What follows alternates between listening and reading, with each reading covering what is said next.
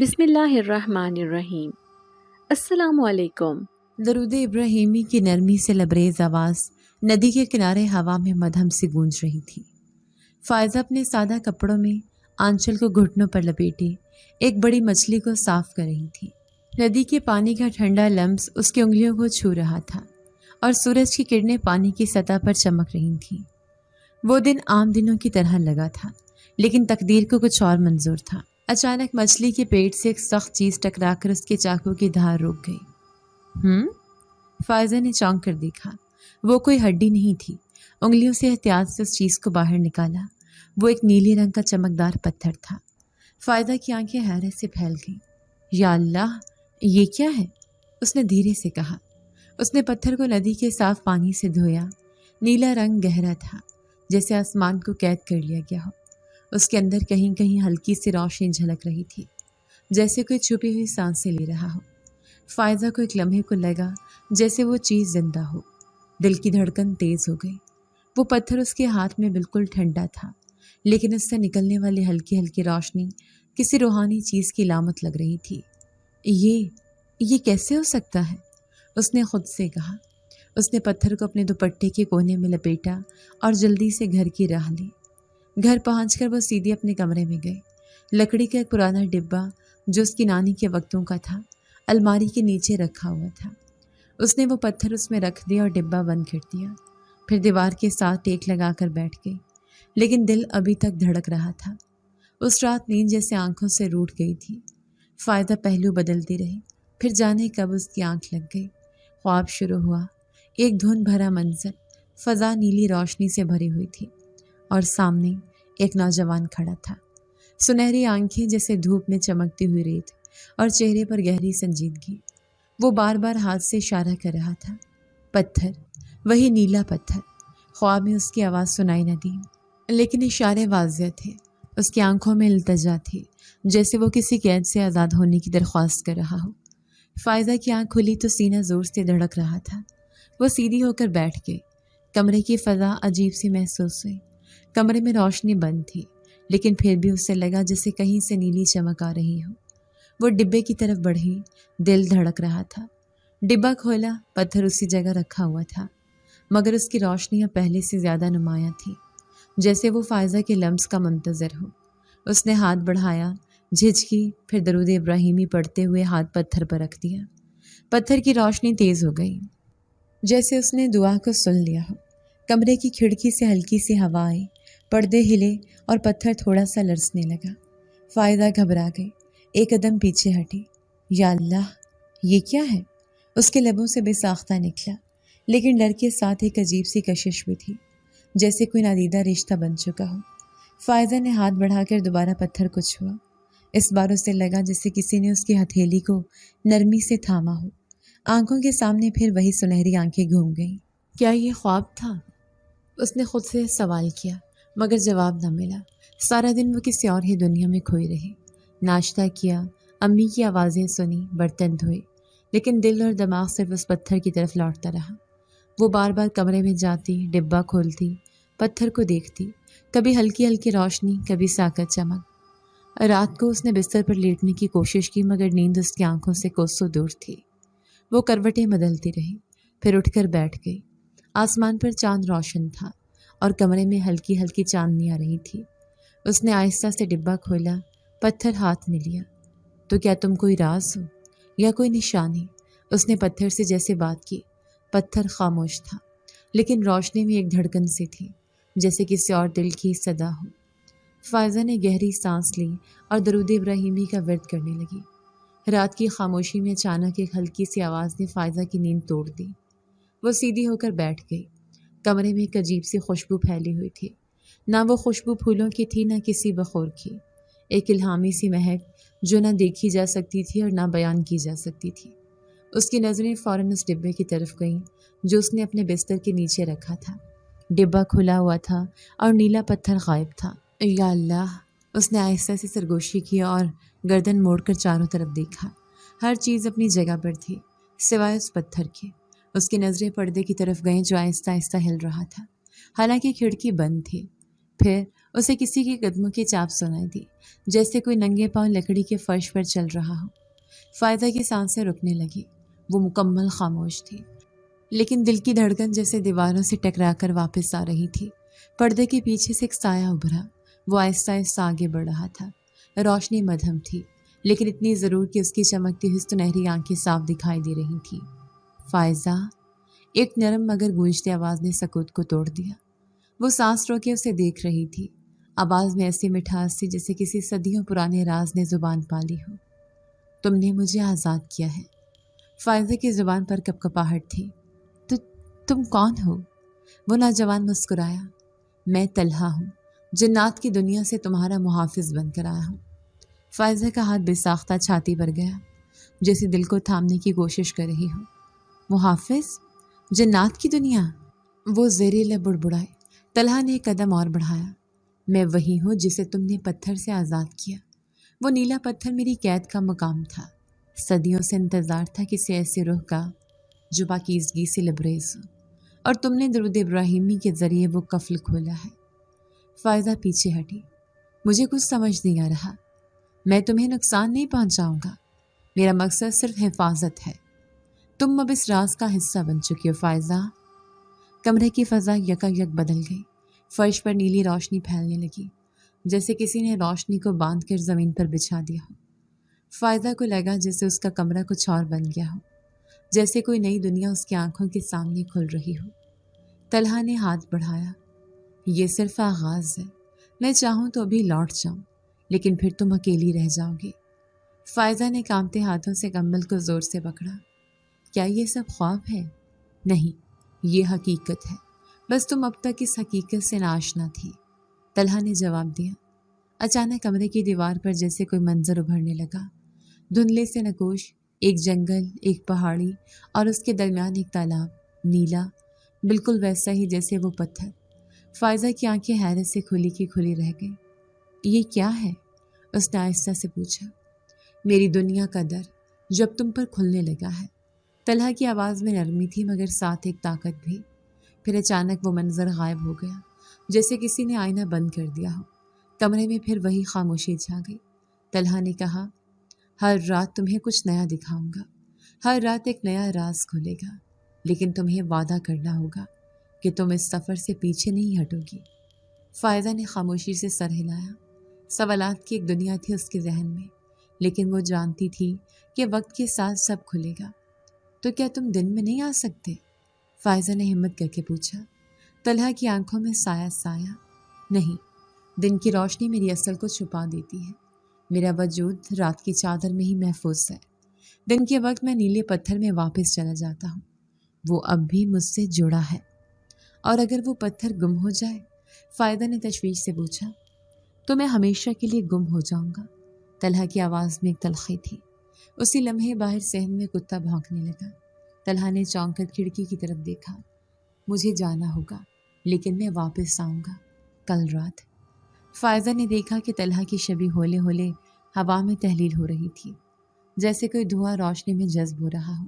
چند لمحوں بعد وہ اکیلی رہ گئی اور کمرے میں صرف وہی مدھم خوشبو باقی رہ گئی۔ وہ چپ چاپ بیٹھی رہی، دل میں عجیب سا سکون تھا، جیسے کسی نے اس کے اندر کی اداسی کو چھو کر پرسکون کر دیا ہو۔ اس نے وہ ڈبہ بند کیا اور نیلے پتھر کو دوبارہ اس میں رکھا۔ اب وہ جانتی تھی کہ وہ صرف ایک پتھر نہیں، ایک دروازہ ہے۔ اگلی رات جیسے اس نے درود ابراہیمی کا ورد مکمل کیا، کمرے میں روشنی بدلی اور طلحہ کی موجودگی محسوس ہوئی۔ اس بار وہ پہلے سے زیادہ واضح نظر آ رہا تھا۔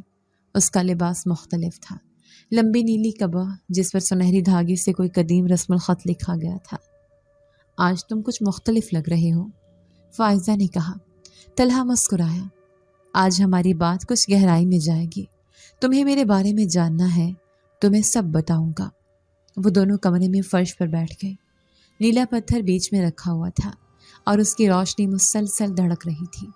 طلحہ نے کہا، میں ایک جن زادہ ہوں، میرا قبیلہ نار سلیم کہلاتا ہے۔ ہم جنات کی دنیا میں ایک خاص مقام رکھتے ہیں اور ہمارے لیے انسانوں سے تعلق ممنوع سمجھا جاتا ہے، لیکن میں نے بغاوت کی اور مجھے سزا کے طور پر اس پتھر میں قید کر دیا گیا۔ کتنے سال؟ فائزہ نے آہستہ سے پوچھا۔ وقت ہماری دنیا میں ویسا نہیں چلتا جیسے تمہارے ہاں، لیکن اگر انسانی پیمانے پر دیکھو تو شاید 500 سال سے زیادہ ہو چکے تھے۔ طلحہ کی نظریں دور خلا میں تھیں۔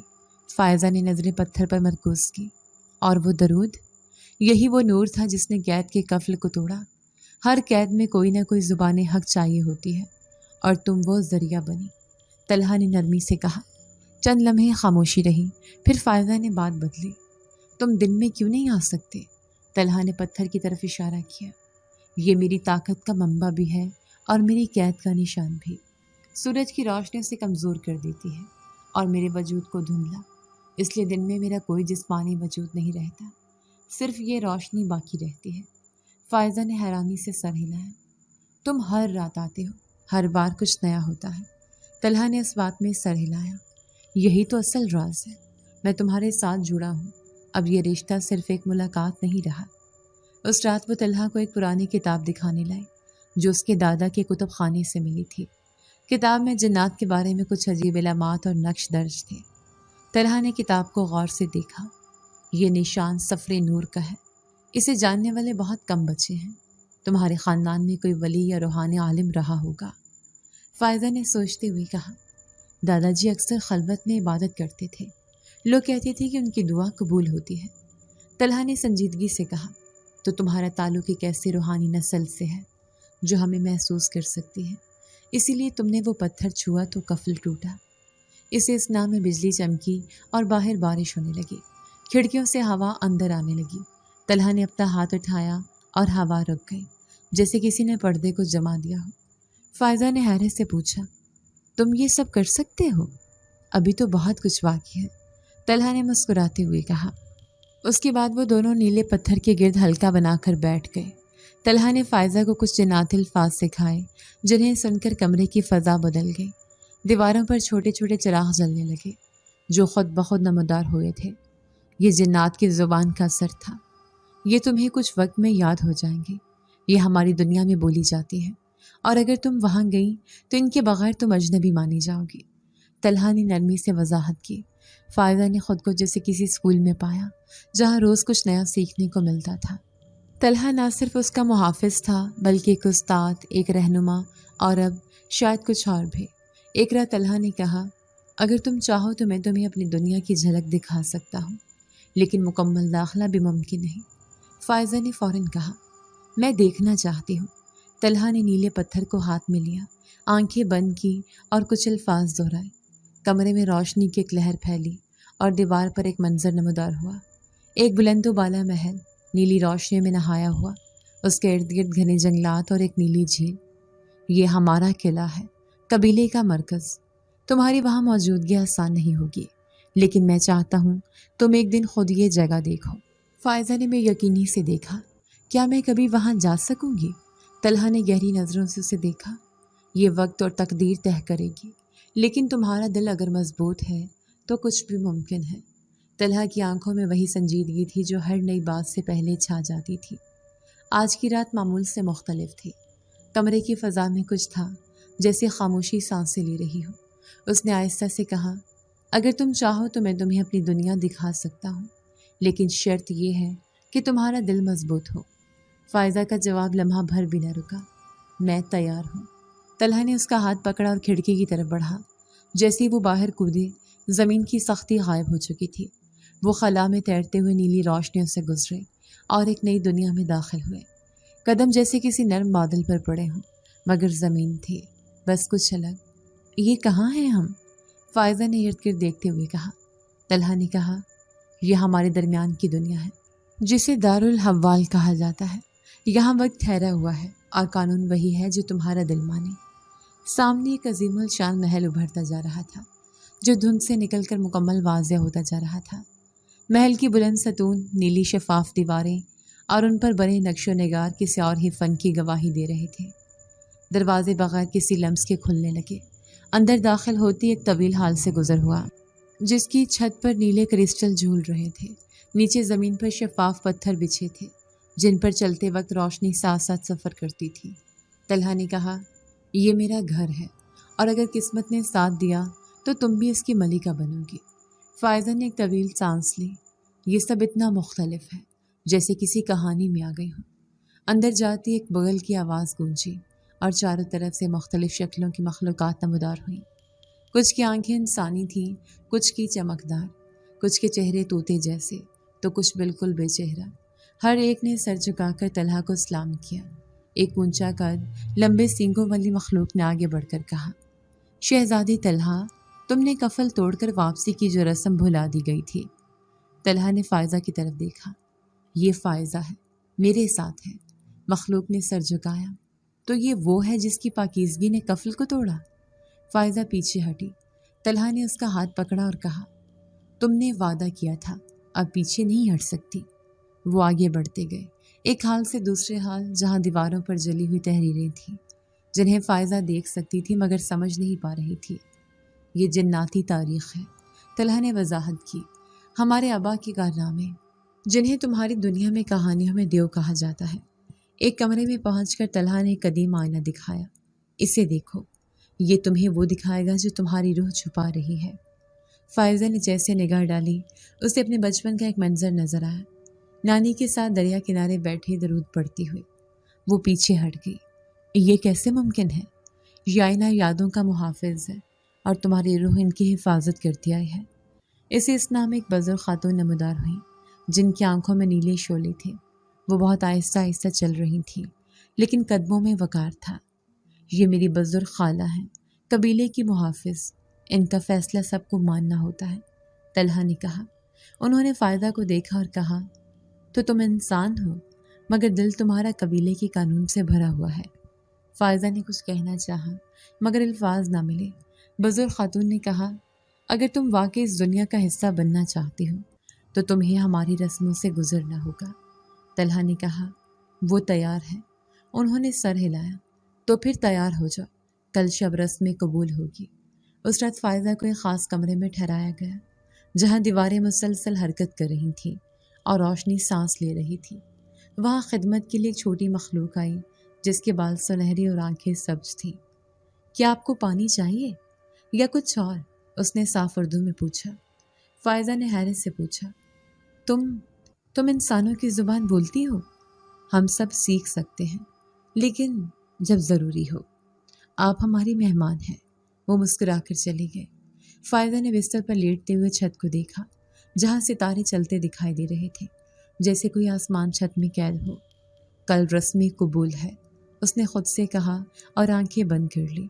فائزہ محل کے بڑے ہال میں داخل ہوئی تو اس کے قدم خود بخود رک گئے۔ سامنے تخت کے دائیں بائیں دو طویل ستون تھے جن کے اوپر نیلی اور سنہری رنگ کی منقش ازدے بنے تھے جو بظاہر جمے ہوئے تھے مگر ان کی آنکھیں چمک رہی تھیں جیسے زندہ ہوں۔ ہر سمت سے مختلف نوعیت کی مخلوقات اسے گھور رہی تھیں۔ کچھ کے پر تھے، کچھ کے سر بہت بڑے، کچھ کے جسم شفاف، سب خاموش تھے، صرف ان کی آنکھیں بول رہی تھیں۔ طلحہ نے قدم آگے بڑھاتے ہوئے فضا کو چیرتی آواز میں کہا، یہ میری منگیتر ہے، اسے وہ عزت دو جو مجھے دیتے ہو۔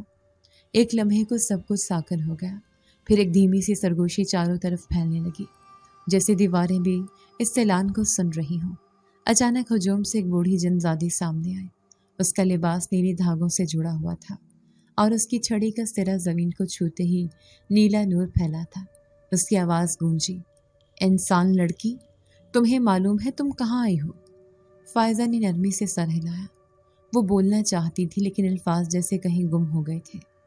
جن زادی نے ایک پست ہنکار کے ساتھ کٹورا نکالا، اس پانی میں سے پیو تاکہ تمہیں ہماری دنیا کا حصہ تسلیم کیا جائے۔ پانی کا رنگ نیلگون تھا لیکن اس کے اندر چھوٹے چھوٹے چمکتے ذرات تیر رہے تھے۔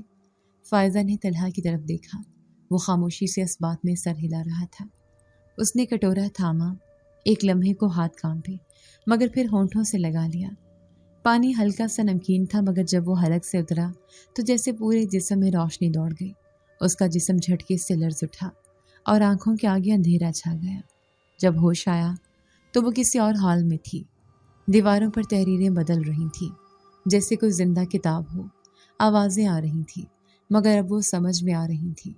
جناتی زبان جو کل تک محض بھنبھناہٹ تھی اب صاف الفاظ کی صورت بہ رہی تھی۔ ایک نرم آواز سنائی دی، تم ہوش میں آ گئی ہو؟ فائزہ نے سر اٹھا کر دیکھا۔ ایک نوجوان جن زادی جس کے بال آسمانی نیلے تھے اس کے پاس بیٹھی تھی۔ میں لائبہ ہوں، محافظ قبیلے کی لڑکی، اب تم ہماری زبان سمجھ سکتی ہو۔ فائزہ نے سر ہلایا۔ مجھے سب بدلتا محسوس ہو رہا ہے، جیسے آنکھیں اور کان نئے ہو گئے ہوں۔ لائبہ نے مسکرا کر کہا، یہ وہ پہلا اثر ہے جو ہماری دنیا میں قدم رکھنے والوں پر ہوتا ہے۔ تم اب دونوں جہانوں کی سننے والی ہو۔ اسی وقت ایک نکاری کی آواز گونجی اور محل کے خادم انہیں لے جانے کے لیے آ گئے۔ لائبہ نے فائزہ کو سنبھال کر اٹھایا۔ چلو، تمہیں رسم تصدیق کے لیے لے جایا جا رہا ہے۔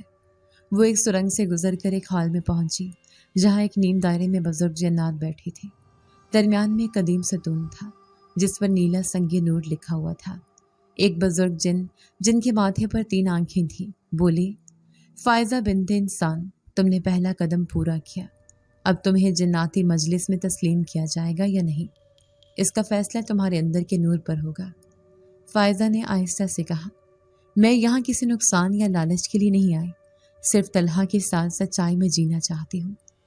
تمام بزرگ ایک لمحے کو خاموش ہو گئے، پھر ستون کی روشنی تیز ہونے لگی۔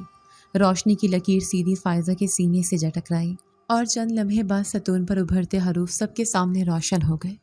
قابل قبول۔ سب نے ایک ساتھ سر جھکایا۔ ایک اور رسم مکمل ہوئی تھی۔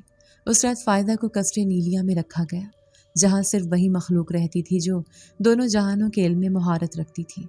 وہاں اسے ایک نیا لباس دیا گیا جو نیلی اور چاندی کے رنگوں میں تھا، اور اس پر طلحہ کی قبیلے کا نشان چمک رہا تھا۔ ایک بزرگ نے اسے جناتی قوانین کی کتاب دی جو ایک خاص دھات کی پتریوں پر لکھی گئی تھی۔ یہ تمہیں پڑھنی ہے اور یاد رکھنا ہے، کیونکہ ہماری دنیا میں محبت کے ساتھ قانون بھی لازم ہے۔ فائزہ نے پوچھا، اگر میں کوئی غلطی کر دوں تو؟ بزرگ نے نرمی سے کہا، تم انسان ہو، تمہیں سیکھنے کی مہلت دی جائے گی، لیکن اب تم محض مہمان نہیں، تمہاری حیثیت بدل چکی ہے۔ طلحہ اس سے ملنے آیا تو وہ کتاب پڑھ رہی تھی۔ یہ سب بہت تیزی سے ہو رہا ہے طلحہ، کبھی کبھی قسمت وقت کو مڑنے پر مجبور کر دیتی ہے۔ طلحہ نے کہا، اب تم میرے قبیلے کی آنکھوں میں ہو اور میری ذمہ داری بن چکی ہو۔ فائزہ نے سر جھکا دیا، لیکن دل میں ایک نیا عزم بیدار ہو چکا تھا۔ وہ جانتی تھی کہ اب کوئی معمول کی زندگی باقی نہ رہی، اور جو کچھ آنے والا تھا وہ اسے کہیں زیادہ غیر معمولی ہوگا۔ صبح جو فائزہ قصر نیلیا سے نکلی تو سورج کی روشنی وہاں سے ایسے چھن چھن کرا رہی تھی جیسے کسی اور ہی حقیقت کا پردہ ہٹا ہو۔ محل کے خادم اب نہ صرف اس کی خدمت کرتے بلکہ اسے نام لے کر مخاطب کرتے۔ ایک چھوٹا سا جن جس کا قد انسانی گھٹنوں تک تھا ہر صبح آ کر سلام کرتا، شہزادی فائزہ، آپ کے لیے خالص نیلا دودھ لایا ہوں جو صرف نیند کی روشنی میں تیار ہوتا ہے۔ فائزہ نے اس دودھ کو چکھا تو ایک عجیب ذائقہ تھا، جیسے پانی میں خواب گھل کر میٹھا ہو گیا ہو۔ وہ اب سب کچھ سمجھتی تھی، جناتی زبان، ان کے اشارے، ان کی پرانی رسمیں، سب کچھ جو پہلے بے معنی تھا اب زندگی کا حصہ لگنے لگا تھا۔ طلحہ روز شام کو اسے لینے آتا۔ وہ دونوں اس محل سے دور ایک پوشیدہ وادی میں چلے جاتے جہاں نیلی جھیل کے کنارے چھوٹے چھوٹے بلبلے خود بخود بن کر ہوا میں غائب ہوتے تھے۔ ایک بار طلحہ اسے ایک غار میں لے گیا جہاں دیواروں پر روشنی کے نقش بنتے اور خود بخود کہانیاں سنانے لگتے۔ یہ ہمارے اجداد کے روایات ہیں، طلحہ نے بتایا۔ ہر نسل اپنی کہانی یہاں چھوڑتی ہے تاکہ اگلی نسل اسے محسوس کر سکے۔ فائزہ نے دیکھا کہ ایک نقش میں ایک جنزاد اور انسان لڑکی ہاتھوں میں ہاتھ ڈالے کھڑے تھے اور ان کے گرد روشنی کا حالہ تھا۔ یہ تم ہو نا؟ اس نے پوچھا۔ طلحہ نے اس بات میں سر ہلایا۔ ہماری کہانی اب اس دیوار پر بھی نقش ہو گئی اگر ہم ساتھ رہ سکے۔ ایک دن وہ دونوں محل کے اس حصے میں پہنچے جو طویل عرصے سے بند تھا۔ یہاں پرانے جنگی ہتھیار، طلسمی گولے اور ایسے آئینے رکھے تھے جو ماضی دکھاتے تھے۔ فائزہ نے جب ایک آئینے میں دیکھا تو اسے اپنا پرانا گھر دکھائی دیا۔ امی قرآن پڑھ رہی تھیں اور ابو صحن میں پانی کے پائپ کی مرمت کر رہے تھے۔ فائزہ نے آنکھیں بند کر لی۔ مجھے یہ سب اب خواب لگتا ہے، لیکن دل کہتا ہے وہ سب حقیقت ہے۔ میری اصل وہی ہے طلحہ۔ طلحہ خاموش رہا، پھر آہستہ سے بولا، تم اس دنیا سے نہیں ہو، لیکن تم نے اسے قبول کیا ہے۔ مگر میں جانتا ہوں انسان کا دل کبھی مکمل طور پر قید نہیں رہ سکتا۔ اگلے دن ایک محافظ جن جس کا قد چھت سے لگا ہوا تھا فائدہ کے پاس آیا۔ شہزادی، قبیلے کی بزرگ عورت آپ سے ملاقات چاہتی ہے، وقت ضائع نہ کیجیے گا۔ فائزہ کو ایک کمرے میں لے جایا گیا جہاں نیلے پتھر کی کرسی پر وہی نیلے شعلوں والی بزرگ بیٹھی تھی۔ انسان لڑکی، تم نے ہماری رسمیں اپنائیں، ہماری زبان سیکھی، لیکن تمہارا دل اب بھی دو دنیا کے بیچ لٹکا ہوا ہے۔ فائدہ نے سچائی سے کہا، جی میں نے یہاں سب کچھ پایا، مگر اپنے ماں باپ، اپنے گھر، ان کی خوشبو، ان کی آواز، وہ سب یہاں نہیں ہے۔ بزرگ نے آنکھیں بند کی، پھر کہا، تم جاننا چاہتی ہو کہ واپس جانے کا راستہ ہے یا نہیں؟ طلحہ جو تب تک خاموش کھڑا تھا آگے بڑھا، ہاں ہے، مگر اگر وہ گئی تو واپسی کا دروازہ ہمیشہ کے لیے بند ہو جائے گا۔ یہ ہماری دنیا کا قانون ہے، کوئی جناتی خون رکھنے والا واپس نہیں لایا جا سکتا۔ فائزہ نے طلحہ کی طرف دیکھا، تو کیا میں ابھی اب جناتی خون رکھتی ہوں؟ طلحہ نے نرمی سے کہا، تمہاری روح بدل گئی ہے، تم اب دونوں جہاں کی نہیں، تم ایک نئی مخلوق ہو گئی ہو، مگر تمہارے اندر کا انسان اب بھی زندہ ہے۔ اس رات طلحہ نے اسے محل کے سب سے اونچے برج پر لے جا کر آسمان دکھایا، جہاں ایک ستارہ تیزی سے ٹمٹما رہا تھا۔ یہ ستارہ ہماری دنیا کی حد ہے، اگر تم نے وہاں جانے کا فیصلہ کیا تو میں تمہیں نہیں روکوں گا، لیکن یاد رکھو یہ جدائی ہمیشہ کے لیے ہوگی۔ فائزہ نے ایک طویل سانس لی، اس کا دل دو حصوں میں بٹ چکا تھا۔ دن کی روشنی میں اسے زمین کی یاد آتی اور رات کی خاموشی میں طلحہ کی قربت اسے دنیا سے دور لے جاتی۔ اگلی صبح اس نے خاموش گوشے میں بیٹھ کر جناتی کتاب کی آخری سطر پڑھی۔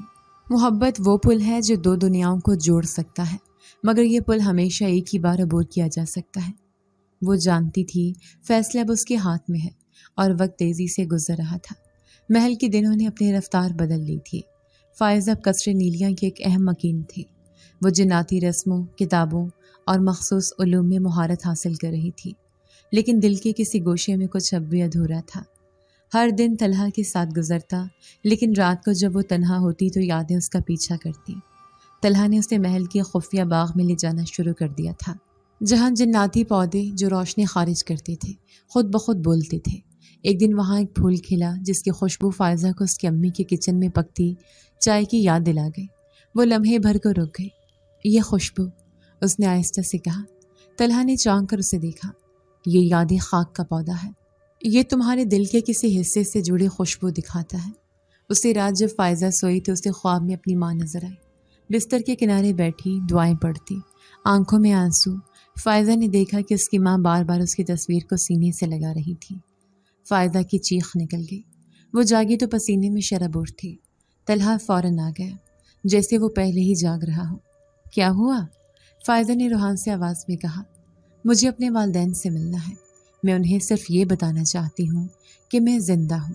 وہ پریشان ہیں، میں انہیں یوں نہیں چھوڑ سکتی۔ طلحہ کچھ لمحے خاموش رہا، پھر بولا، اگر تم وہاں گئیں تو جناتی دنیا کا راز کھل جائے گا، ہماری دنیا کا پردہ اٹھ جائے گا، اور یہ تمہارے والدین کے لیے خطرناک ہو سکتا ہے۔ فائزہ نے کہا، تو کیا میری محبت صرف تمہارے قبیلے کی شرطوں تک محدود ہے؟ طلحہ نے جواب دیا، نہیں، لیکن یہ قبیلہ تمہیں مکمل طور پر قبول نہیں کرتا۔ میں نے بغاوت کی، مگر سب میرے جیسے نہیں۔ اسی وقت محل میں گھنٹیوں کی آواز گونجی، باہر شور بڑھنے لگا۔ فائزہ اور طلحہ دونوں دروازے کی طرف لپکے۔ محل کے مرکزی ہال میں طلحہ کے چچا، جو قبیلے کے محافظ اعلیٰ تھے، اپنے محافظوں کے ساتھ داخل ہو چکے تھے۔ ان کی آنکھیں سرخ تھیں، ہاتھ میں جناتی نیزہ۔ طلحہ، تم نے قبیلے کے قدیم قانون کو توڑا ہے، یہ انسان لڑکی یہاں نہیں رہ سکتی، اس کی موجودگی ہماری سلامتی کے لیے خطرہ ہے۔ طلحہ ان کے سامنے کھڑا ہو گیا۔ اگر کسی نے فائزہ کو ہاتھ بھی لگایا تو میں اپنے قبیلے سے ہمیشہ کے لیے رشتہ توڑ دوں گا۔ ایک محافظ جن نے کہا، ایسا کبھی نہیں ہوا طلحہ، تم جانتے ہو قبیلہ کسی ایک کے لیے نہیں جھکتا۔ اسی وقت ایک اور بزرگ جن جس کا جسم دھوئیں سے بنا ہوا تھا سامنے آیا اور بولا، طلحہ کو 3 دن کی مہلت دی جاتی ہے، وہ یا تو فائزہ کو واپس بھیجے یا قبیلے سے اپنا تعلق توڑ دے۔ محل کی فضا جیسے رک گئی، سب نگاہیں طلحہ اور فائزہ پر جمی تھی۔ طلحہ نے کہا، 3 دن تو ٹھیک ہے، لیکن یاد رکھو اگر تم نے اس کے خلاف کوئی قدم اٹھایا تو میں صرف بغاوت نہیں، جنگ چھیڑ دوں گا۔ چند گھنٹوں بعد طلحہ فائزہ کو لے کر محل کے ایک سنسان گوشے میں بیٹھا تھا۔ وہاں ایک تالاب تھا جس میں نیلی روشنی جھلک رہی تھی۔ فائزہ نے آہستہ سے کہا، میں تمہارا بوجھ نہیں بننا چاہتی۔ طلحہ نے اس کے ہاتھ تھامے، تم بوجھ نہیں، میری روشنی ہو، لیکن میرے قبیلے کی تنگ نظری ہمیں برباد کر سکتی ہے۔ اگلے دن طلحہ فائزہ کو لے کر قبیلے کے پرانے معبد گیا جہاں سب سے قدیم جناتی تحریریں محفوظ تھیں۔ وہاں ایک نقش دکھایا جس میں ایک انسانی عورت اور جن ذات کے درمیان اتحاد کا نشان تھا۔ یہ کبھی ممکن تھا؟ شاید پھر ہو۔ فائزہ نے کہا، کیا کوئی راستہ ہے کہ میں اپنے والدین کو صرف ایک بار دیکھ سکوں؟ طلحہ نے کہا، شاید ایک طریقہ ہے جسے نقش ذل کہتے ہیں۔ یہ تمہیں ایک سائے کی صورت میں ان کے قریب لے جا سکتا ہے، مگر وہ تمہیں چھو یا سن نہیں سکیں گے، تم صرف دیکھ سکو گی۔ فائزہ نے سوچا، یہی کافی ہوگا، مجھے صرف دیکھنا ہے کہ وہ ٹھیک ہے۔ طلحہ نے وعدہ کیا کہ وہ کل رات وہی نقش ذل کی رسم کرے گا تاکہ فائزہ اپنے دل کو کچھ سکون دے سکے، لیکن وہ جانتا تھا کہ اصل فیصلہ اب زیادہ دور نہیں۔ قبیلے کا الٹیمیٹم وقت کے ساتھ تیزی سے سرک رہا تھا۔ طلحہ کے قدم اس رات قصر نیلیاں کے باغ میں بے چینی سے چلتے رہے۔ فائزہ نے بات کم کر دی تھی۔ وہ اکثر کھڑکی سے باہر دیکھتی جیسے زمین کے کسی گوشے کو یاد کر رہی ہو۔ طلحہ جانتا تھا فیصلہ قریب ہے۔ وہ اسے روکنا نہیں چاہتا تھا، لیکن اس کا دل اسے جانے دینے کے لیے بھی تیار نہ تھا۔ اگر تم چلی گئی تو؟ وہ خاموش ہو گیا۔ فائزہ نے آہستہ سے کہا، تو تم آزاد ہو جاؤ گے طلحہ؟ طلحہ نے سر جھکا کر کہا، نہیں، تمہارے بغیر آزادی بیکار ہے۔ اس رات قبیلے کی آخری میٹنگ ہوئی۔ طلحہ کے چچا نے سب کے سامنے اعلان کیا، وقت ختم ہو چکا ہے، فیصلہ بھی اور یہی ہونا چاہیے۔ طلحہ نے سب کے سامنے کہا، میں اپنے رشتے سے دستبردار نہیں ہوں، لیکن میں قبیلے کی حفاظت بھی چاہتا ہوں۔ بزرگ جنات خاموش ہو گئے۔ صرف بزرگ جنزادی بولی، اگر فائزہ خود اپنی دنیا لوٹنے کا فیصلہ کرے تو قانون میں دخل نہیں ہوگا۔ طلحہ فوراً فائزہ کے پاس آیا، یہ فیصلہ صرف تمہارا ہے، میں تمہیں روکوں گا نہیں، لیکن ساتھ دوں گا۔ فائزہ نے لمحے بھر کے لیے کچھ نہیں کہا، پھر دھیرے سے بولی، محبت کبھی بھی صرف لینے کا نام نہیں ہوتی طلحہ۔ اگر تم مجھے آزاد کرو تو شاید میں مکمل سانس لے سکوں۔ طلحہ نے نیلے پتھر کو نکالا جو ہمیشہ اس کی قوا میں پوشیدہ رہتا تھا۔ یہی وہ در ہے جس سے تم آئی تھی، اور شاید یہی وہ در ہے جو تمہیں واپس لے جائے گا۔ فائزہ نے اپنے کمرے میں جا کر چراغ بجھایا۔ کھڑکی کھلی، آسمان پر آدھا چاند جھانک رہا تھا۔ اس نے نیلے پتھر کو ہتھیلی میں رکھا، پھر درود ابراہیمی کا ورد شروع کیا۔ جیسے جیسے ورد آگے بڑھا، پتھر کی روشنی گہری ہونے لگی۔ طلحہ باہر کھڑا دیکھ رہا تھا۔ اس کی آنکھوں میں نمی تھی، لیکن وہ کچھ نہ بولا۔ روشنی کی ایک تیز لہر اٹھی اور پھر خاموشی چھا گئی۔ جب فائزہ کی آنکھ کھلی تو کمرہ بدل چکا تھا۔ یہ جناتی دنیا نہیں تھی۔ نرم بستر، ماں کی آہیں اور باہر سے آتی اذان کی آواز۔ فائزہ، ماں کی آواز کانوں میں پڑی۔ وہ رو رہی تھی، آنکھوں سے آنسو بہہ رہے تھے۔ فائزہ نے خود کو اٹھایا، ماں کو دیکھا، اور جیسے برسوں کی دوری ایک لمحے میں ختم ہو گئی۔ امی، وہ اتنا ہی کہہ سکی۔ ماں نے اسے گلے لگا لیا۔ ہمیں لگا تھا تم کبھی واپس نہیں آؤ گی، بیٹا کہاں چلی گئی تھی؟ فائزہ خاموش تھی۔ اس کے پاس کوئی ایسا جواب نہ تھا جو وہ دے سکتی۔ اس نے صرف اتنا کہا، میں ٹھیک ہوں، بس بہت تھک گئی ہوں۔ گھر والوں نے اسے گھیر لیا۔ سب حیران، کچھ پریشان، کچھ بس شکر ادا کرتے رہے۔ دن میں فائزہ سب کے سوالوں کا سامنا کرتی رہی، لیکن دل کہیں اور تھا۔ اس نے امی کے قرآن کے پاس وہ نیلا پتھر رکھ دیا جو اب سرد ہو چکا تھا۔ اس پر کوئی روشنی نہ تھی، کوئی دھڑکن نہ تھی۔ وہ پتھر جو ایک دنیا کا دروازہ تھا، اب محض ایک ساکت نشان بن چکا تھا۔ رات کو جب سب سو گئے، فائزہ اٹھی اور کمرے کی کھڑکی سے باہر دیکھا۔ چاند وہی تھا، مگر منظر نیا۔ اس نے نیلے پتھر کو ہاتھ میں لیا۔ تم وہاں ہو نا طلحہ؟ اس نے سرگوشی کی۔ پتھر خاموش رہا۔ اس نے ایک چھوٹی سی ڈائری نکالی اور پہلا صفحہ کھولا۔ میں نے 2 دنیاؤں کو چھوا ہے، ایک وہ جہاں خون، زمین اور وقت کی زنجیریں تھیں، اور ایک وہ جہاں صرف دل کی زبان چلتی تھی۔ اگلی صبح جب امی اسے نیند سے جگانے آئی، فائزہ مسکرا رہی تھی۔ امی، میں کل بازار جانا چاہتی ہوں۔ امی نے حیرت سے کہا، اتنے دنوں کے بعد؟ جی، مجھے زندگی پھر سے شروع کرنی ہے۔ امی کچھ نہ بولی، بس سر پر ہاتھ پھیرا۔ اس دن جب وہ بازار سے واپس آئی تو ہاتھ میں کچھ سفید پھول تھے۔ اس نے وہ پھول قرآن کے پاس رکھے اور نیلے پتھر کو ان کے درمیان سجا دیا۔ پھر آہستہ سے بولی، اگر تم نے مجھے آزاد کیا تو میں بھی تمہیں سکون دینا چاہتی ہوں۔ نیلے پتھر نے کوئی روشنی نہیں دی، لیکن فائزہ کو لگا جیسے کمرے میں ہلکی سی خوشبو آ گئی ہو، وہی جو پہلی بار طلحہ کے آنے پر محسوس ہوئی تھی۔ محلے میں جب خبر پھیلی کہ فائزہ واپس آ گئی ہے تو سب نے اپنے اپنے اندازے قائم کر لیے۔ کچھ نے کہا وہ کسی دربار یا عالم کے چکر میں پڑ گئی ہوگی، کچھ نے سمجھا کہ وہ خود ہی کہیں چلی گئی تھی۔ فائزہ کے لیے سب باتیں بے معنی تھیں، لیکن ہر جملہ ایک نیا زخم چھوڑ جاتا۔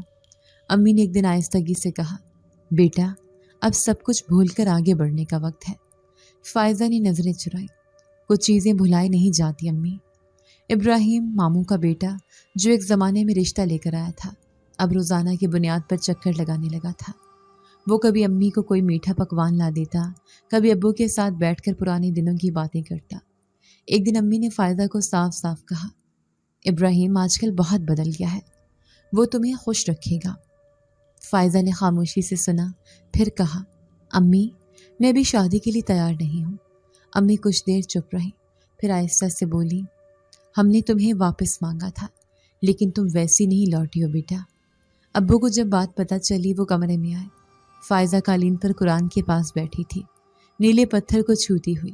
ابو نے کہا، ہم نے تم پر اعتماد کیا، اب تم ہماری بات سننے سے انکار کر رہی ہو؟ فائزہ نے آہستہ سے جواب دیا، ابو کچھ باتیں انسان کے بس میں نہیں ہوتی، میرے دل میں جو ہے وہ زبان پر نہیں لایا جا سکتا۔ ابو نے کچھ نہ کہا، لیکن ان کے چہرے پر مایوسی صاف نظر آ رہی تھی۔ اس رات فائزہ دیر تک جاگتی رہی۔ اس نے اپنی نوٹ بک نکالی جس میں وہ خوابوں اور یادوں کو لکھا کرتی تھی۔ اس نے ایک صفحے پر لکھا، طلحہ تم وہاں ہو یا نہیں میں نہیں جانتی، لیکن تمہاری دی ہوئی وہ خاموشی میرے چاروں طرف ہے۔ ایک دن وہ لائبریری گئی جہاں پرانی کتابوں کا گوشہ ہمیشہ خالی رہتا تھا۔ اس نے روحانیات پر ایک کتاب کھولی جس میں انسان اور جنات کے تعلقات پر مباحث تھے۔ کتاب کے ایک حصے میں لکھا تھا، وہ جو ایک بار نوری وجود سے جڑ جائے اس کا دل کبھی معمول کی دنیا میں مکمل طور پر نہیں بس سکتا۔ فائزہ دیر تک اس جملے کو پڑھتی رہی، جیسے کوئی صدیوں پرانا راز اب اس کے سامنے تھا۔ شام کو وہ چھت پر چلی گئی۔ آسمان صاف تھا۔ اس نے نیلے پتھر کو ہاتھ میں لیا اور آسمان کی طرف دیکھ کر کہا، اگر تم وہاں ہو طلحہ تو بس اتنا جان لو کہ میں نے سب کچھ چھوڑا تمہارے لیے اور پھر واپس آ گئی کیونکہ تم نے مجھے آزاد کیا تھا۔ اگلی صبح امی نے دوبارہ ابراہیم کا ذکر چھیڑا۔ وہ تمہیں لے جانا چاہتا ہے کسی مقام پر، شاید تمہارا دل بہل جائے۔ فائزہ نے کہا، امی میرے دل کو جو چاہیے وہ یہاں نہیں اور وہ کہیں اور بھی نہیں، وہ بس ایک یاد میں ہے جسے میں کہیں بھی ساتھ لے جا سکتی ہوں لیکن بدل نہیں سکتی۔ دوپہر کو ابراہیم خود آیا۔ اس نے فائزہ کو باہر بلایا۔ دونوں چھت پر بیٹھے۔ ابراہیم نے کہا، فائزہ تم جانتی ہو میں نے کبھی تم پر زور نہیں ڈالا، لیکن اگر تم چاہو تو ہم سب کچھ نئے سرے سے شروع کر سکتے ہیں۔ فائزہ نے آسمان کی طرف دیکھا، کچھ لمحے چپ رہی، پھر کہا، ابراہیم تم بہت اچھے انسان ہو، لیکن کچھ لوگوں کی زندگی کا راستہ وہ نہیں ہوتا جو سب چاہتے ہیں۔ میں تمہارے ساتھ انصاف نہیں کر پاؤں گی۔ ابراہیم نے سر ہلایا، میں سمجھتا ہوں۔ وہ اٹھا اور چلا گیا، لیکن جاتے جاتے اس کی آنکھوں میں ایک خاموش سوال تھا جس کا جواب شاید کسی دنیا میں نہ تھا۔ اس رات فائزہ نے خاص طور پر وضو کیا، 2 رکعت نفل پڑھے اور نیلے پتھر کے سامنے بیٹھ گئی۔ درود ابراہیمی کا ورد کرنے کے بعد اس نے دعا کی، یا اللہ اگر وہ محبت سچی تھی تو اسے سلامتی دے، جہاں بھی ہو، چاہے وہ مجھ سے دور ہو پر محفوظ ہو۔ پتھر ویسے ہی ساکت رہا، کوئی روشنی نہ نکلی، لیکن فائزہ کو لگا جیسے دل میں کچھ ہلکا ہو گیا ہو۔ اس نے نیلے پتھر کو ایک سفید کپڑے میں لپیٹا اور اسے قرآن کے نیچے رکھ دیا۔ اب وہ روز اسے ہاتھ نہیں لگاتی، لیکن جانتی تھی وہی ہے، جیسے کوئی راز جو سانسوں کے ساتھ بندھا ہوا تھا۔ دوپہر کا وقت تھا، سورج نرم ہو چکا تھا اور بازار کی گلیوں میں رش کم ہو رہا تھا۔ فائزہ کاغذ اور رنگ خریدنے نکلی تھی۔ اسکول کے بچوں کے لیے کچھ تصویری سرگرمیوں کی تیاری کرنی تھی۔ وہ جب کونے پر پہنچی تو اچانک جیسے اس کے قدم رک گئے۔ سامنے نان بائی کی دکان کے پاس ایک نوجوان کھڑا تھا۔ وہ خاموشی سے کتابچے میں کچھ دیکھ رہا تھا۔ اس کے بال، قامت اور چلنے کا انداز کچھ ایسا تھا کہ فائزہ کی سانس رکنے لگی۔ نوجوان نے چہرہ موڑا، اس کی آنکھیں بالکل مختلف تھیں، انسانی، بھوری، مانوس، مگر وہ چمک نہیں تھی، وہ سنہری چمک جو فائزہ کے حافظے میں گہری تھی۔ اس نے فوراً نظر پھیر لی، دل تیزی سے دھڑکنے لگا۔ وہ 2 قدم پیچھے ہٹی، پھر دکان کی اوٹ میں آ گئی۔ اس کے ذہن میں سوال گردش کرنے لگی، یہ طلحہ ہے؟ نہیں، وہ تو واپس نہیں آ سکتا، لیکن اتنی مماثلت؟ نوجوان نے پلٹ کر دیکھا، جیسے کسی کی نگاہیں محسوس کر رہا ہو۔ مگر فائزہ اس وقت تک مڑ چکی تھی۔ اس نے سامان جلدی سے خریدا اور واپسی کی راہ لی۔ سڑک پر قدم خود بخود تیز ہو گئے، مگر ذہن میں وہ چہرہ رکا ہوا تھا۔ گھر پہنچ کر وہ سیدھی اپنے کمرے میں گئے۔ نیلے پتھر پر نظر پڑی، وہ ویسا ہی پرسکون، ویسا ہی بے حرکت۔ وہ کچھ لمحے اسے دیکھتی رہی، جیسے کسی جواب کا انتظار ہو۔ اس رات وہ جلد سو گئی، مگر نیند گہری نہ تھی۔ خواب شروع ہوا، وہی روشنیوں سے بھری دنیا جسے وہ جانتی تھی۔ ایک سنہری راستہ تھا جس کے کنارے نیلے پھول کھلے تھے، درمیان میں طلحہ کھڑا تھا، ویسا ہی جیسا وہ ہمیشہ ہوتا تھا۔ قبا ہلکی ہوا میں لہرا رہی تھی۔ فائزہ، اس کی آواز نرم تھی۔ فائزہ خاموش رہی۔ طلحہ نے آگے بڑھ کر کہا، میں تمہیں دیکھنے آیا تھا، لیکن اب ہم الگ دنیاؤں کے واسی ہیں۔ تم نے اپنی دنیا چن لی، میں نے اپنی۔ تم انسان بن گئے ہو؟ فائزہ نے خواب میں پوچھا۔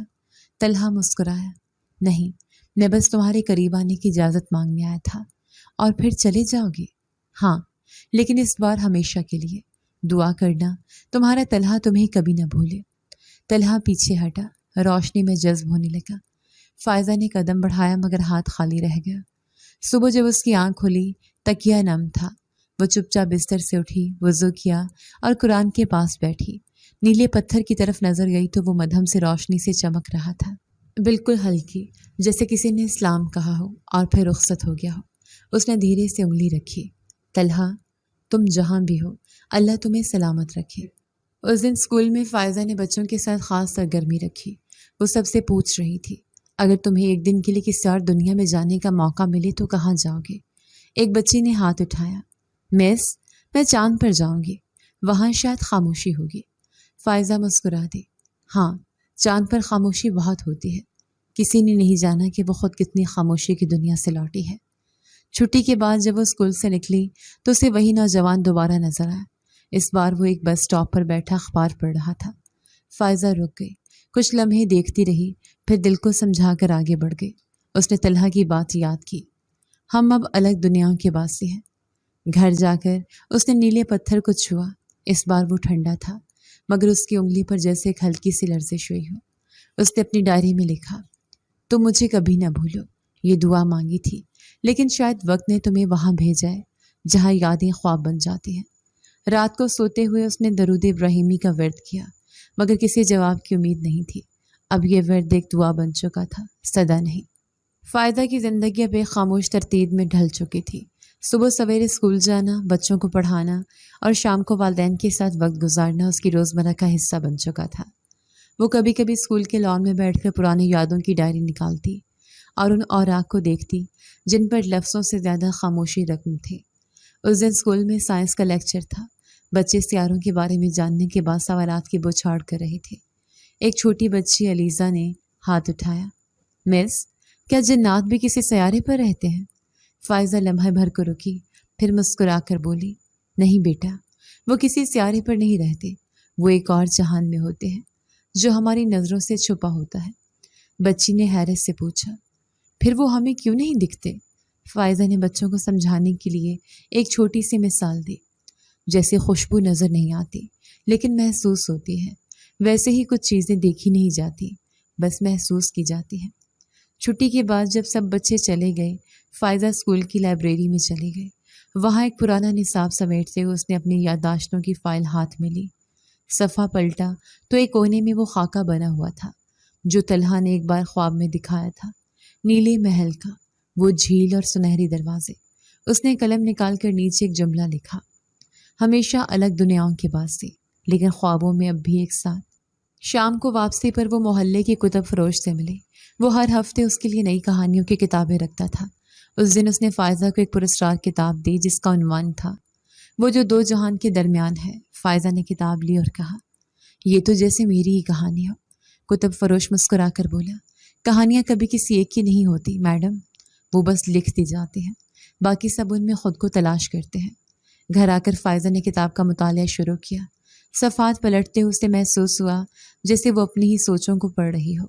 ایک پیراگراف نے اسے چونکا دیا، محبت جو غیر معمولی ہو کبھی ختم نہیں ہوتی، وہ وقت کے پار خاموش دعاؤں میں زندہ رہتی ہے۔ اس نے نیلے پتھر کو نکالا جو بھی ایک چھوٹے سفید کپڑے میں لپٹا قرآن کے پاس رکھا تھا۔ اسے ہاتھ میں لے کر کچھ لمحے دیکھتی رہی۔ روشنی اب نہیں نکلتی تھی، لیکن فائزہ جانتی تھی کہ اس میں کچھ اب بھی زندہ ہے، یاد، دعا یا شاید صرف ایک خفیہ رشتہ۔ اس دن وہ دیر تک بچوں کی کاپیوں کی جانچ کرنے کے بعد لیٹی تو نیند آنے سے پہلے درود ابراہیمی کا ورد کیا۔ الفاظ زبان سے نہیں دل سے نکلے تھے۔ اگلے دن ایک بچہ اپنی کاپی میں کہانی لکھ کر لایا تھا، ایک جنزاد اور ایک انسان لڑکی کی دوستی جو کبھی ختم نہ ہوئی۔ فائزہ نے کاپی بند کی اور کہا، تم بہت اچھا لکھتے ہو علی۔ علی نے شرارت سے کہا، مس، آپ کی آنکھوں میں بھی کہانی ہے۔ فائزہ نے مسکرا کر کہا، کہانیاں سب کے دل میں ہوتی ہیں علی، صرف کچھ لوگ انہیں سننے کی ہمت رکھتے ہیں۔ صبح کی نرم ہوا اور ندی کی لہریں فائزہ کو اس مقام تک لے آئیں جہاں سب کچھ شروع ہوا تھا۔ وہی کنارہ، وہی چھوٹے پتھروں والی زمین اور پانی میں جھلکتی روشنی۔ اس کے ہاتھ میں سفید کپڑے میں لپٹا وہ نیلا پتھر تھا جو اب سالوں سے خاموش تھا۔ اس نے پتھر کو کھولا، اس پر ایک نظر ڈالی اور کہا، تم نے مجھے دنیا دکھائی جو میں نے کبھی تصور بھی نہ کی تھی۔ اب وقت ہے کہ میں تمہیں واپس تمہاری جگہ دوں۔ پانی کے اندر ایک ہلکی سی لہر اٹھی جیسے ندی بھی اس لمحے کی گواہ ہو۔ فائزہ نے پتھر کو بوسہ دیا اور آہستہ سے پانی میں پھینک دیا۔ وہ دیکھتی رہی جب تک وہ نیلے دھبے کی صورت میں غائب نہ ہو گیا۔ اس لمحے ہوا میں ایک لمحاتی سناٹا سا چھا گیا، جیسے کچھ پرانا سانس روک کر کسی نئے آغاز کا انتظار کر رہا ہو۔ واپسی پر اس کے قدم ہلکے تھے، جیسے ایک بوجھ کم ہو چکا ہو۔ گھر پہنچ کر اس نے امی کو بتایا، امی، میں نے فیصلہ کر لیا ہے، مجھے وہی زندگی جینی ہے جو میں چاہتی ہوں۔ امی نے سوالیہ انداز میں دیکھا۔ ابراہیم کا رشتہ پھر؟ فائزہ نے نرمی سے کہا، امی میں اکیلی ہوں لیکن مکمل نہیں۔ امی نے کچھ نہ کہا، بس اس کے سر پر ہاتھ رکھ دیا۔ اسکول میں اب وہ نہ صرف پڑھاتی تھی بلکہ بچوں کے دل بھی پڑھنے لگی تھی۔ ایک دن ایک نئی بچی آئی جس نے تعارف میں کہا، میرا نام سارہ ہے، مجھے کہانیاں بہت پسند ہیں۔ فائزہ نے پوچھا، کیا تمہیں جنوں کی کہانیاں پسند ہیں؟ بچی نے آنکھیں پھیلا کر کہا، بہت زیادہ۔ فائزہ نے کہا، تو پھر ایک دن میں تمہیں ایک خاص کہانی سناؤں گی، ایک ایسی جو کسی کتاب میں نہیں لکھی گئی۔ لیکن اگلے دن جب وہ اسکول آئی تو کلاس کا ماحول بدلا ہوا تھا۔ سارہ غائب تھی۔ ٹیچرز روم میں چہمہ گوئیاں تھیں کہ بچی کا والد رات گئے اسکول کے باہر کچھ عجیب حالت میں پایا گیا تھا۔ کچھ کہہ نہیں رہا تھا، بس نیلے رنگ کے لفظ بار بار دہرایا جا رہا تھا، روشن آنکھیں، نیلا دروازہ، وہ واپس آ گیا ہے۔ فائزہ کے دل میں ایک جھٹکا سا لگا۔